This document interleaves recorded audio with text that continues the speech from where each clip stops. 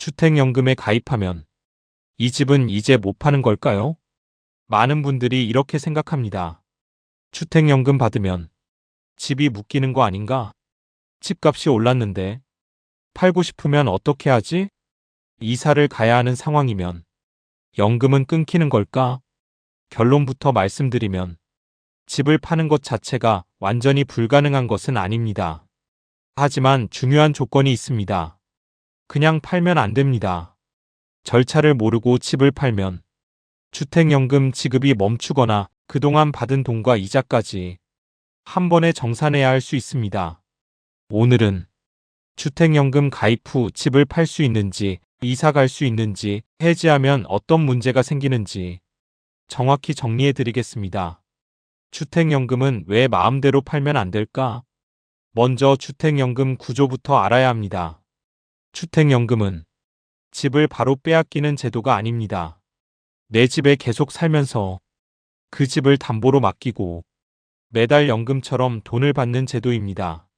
한국주택금융공사도 주택연금을 주택 소유자가 집을 담보로 제공하고 내 집에 계속 살면서 평생 매월 연금을 받을 수 있도록 국가가 보증하는 제도라고 설명하고 있습니다. 여기서 핵심은 담보주택입니다. 내가 살고 있는 그 집이 매달 받는 주택연금의 기준이 되는 겁니다.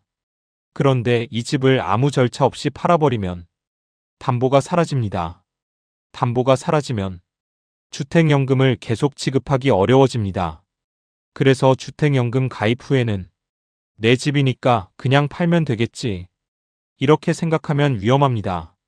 그럼 팔면 무조건 안 될까? 그렇다고 주택연금에 가입하면 평생 그 집에만 살아야 하는 것은 아닙니다. 방법은 있습니다. 여기서 꼭 구분해야 할 것이 있습니다. 첫 번째는 주택연금을 해지하고 집을 파는 경우입니다. 두 번째는 이사하면서 주택연금을 계속 받는 경우입니다.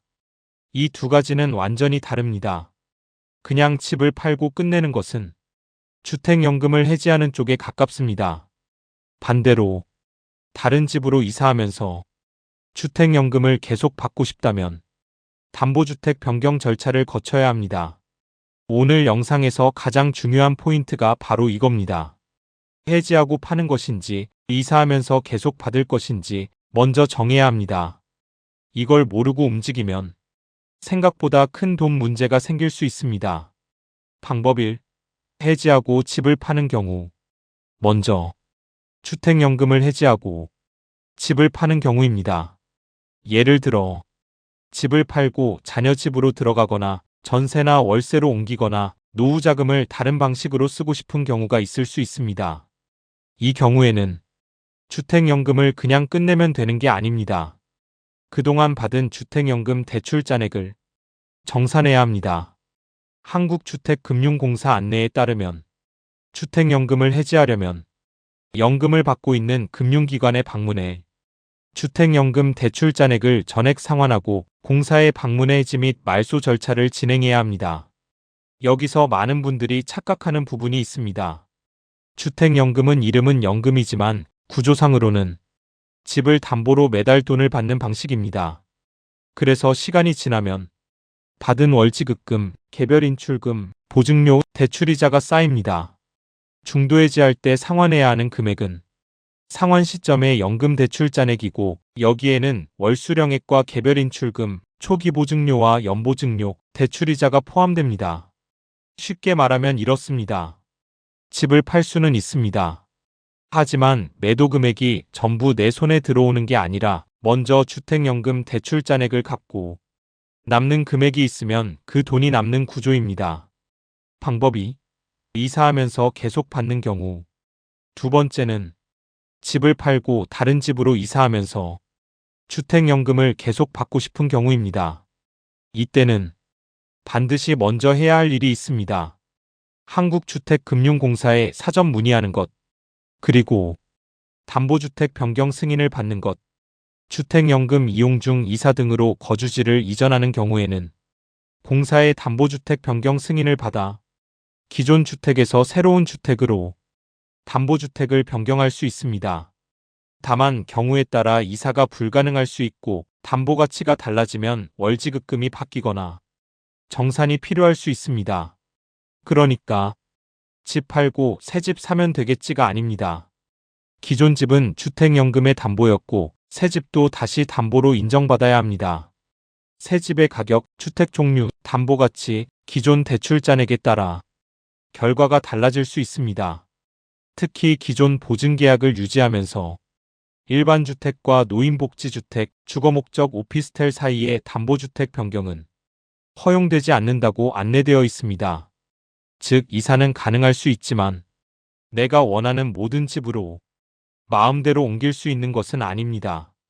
집값이 오른 경우와 떨어진 경우, 여기서 가장 궁금한 부분이 나옵니다. 그럼 집값이 올랐으면 연금을 더 받을 수 있나요? 가능한 경우가 있습니다. 담보주택을 변경했을 때 새로운 담보 가치가 증가하면 월 지급금이 늘 수 있습니다. 하지만 이 경우에도 초기 보증료를 추가로 납부해야 할 수 있습니다. 반대로 비싼 집을 팔고 더 저렴한 집으로 옮기는 경우도 있습니다. 이 경우에는 더 조심해야 합니다. 담보 가치가 감소하면 일부 대출 잔액을 상환해야 할 수도 있고 월 지급금이 줄어들 수도 있습니다. 한국주택금융공사 안내에서도 담보 가치가 동일하면 월 지급금 변동이 없고 담보 가치가 증가하면 월 지급금이 증가할 수 있으며 담보 가치가 감소하면 일부 상환이나 월 지급금 감소가 발생할 수 있다고 설명하고 있습니다. 그러니까 큰 집 팔고 작은 집으로 가면 돈도 남고 연금도 그대로 받겠지. 이렇게 단순하게 생각하면 안 됩니다. 반드시 내 집 가격, 새로 갈 집 가격, 지금까지 받은 연금액을 기준으로 사전에 계산을 받아봐야 합니다. 그냥 팔면 어떤 문제가 생길까? 가장 위험한 경우는 공사에 먼저 문의하지 않고 매매 계약부터 해버리는 겁니다. 주택연금 지급정지 사유 중에는 주택 소유권을 상실하는 경우가 포함됩니다. 한국주택금융공사 안내에 따르면 매각이나 양도로 소유권이 이전되는 경우 신탁 방식 예외 등을 제외하고 주택 소유권 상실 사유에 해당할 수 있습니다.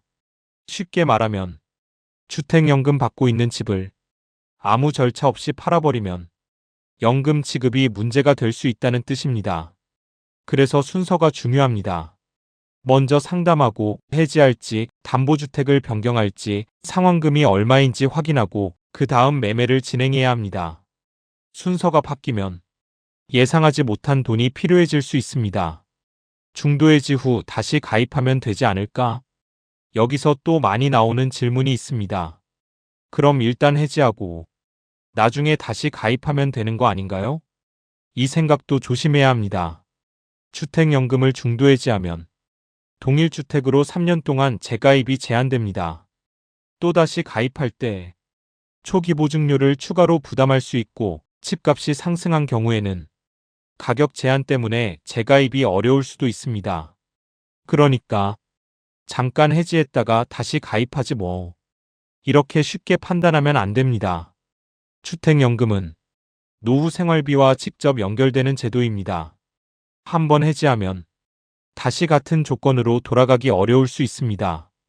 특히 월수령액으로 생활비를 쓰고 계신 분들은 해지 후 생활비 공백까지 같이 봐야 합니다. 실거주 예외와 집 매각은 다릅니다.